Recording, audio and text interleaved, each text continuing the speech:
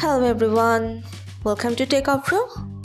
Today in this video, I'm gonna show you how to get to WhatsApp in your Android phone. Before starting the video, please subscribe to Techavro. So let's get started. For this, you have to open your settings.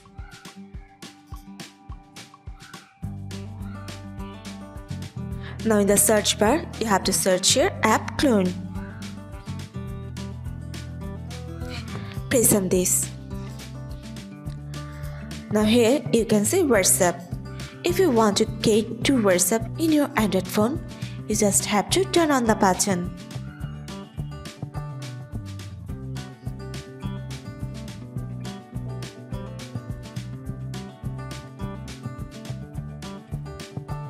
Here it is.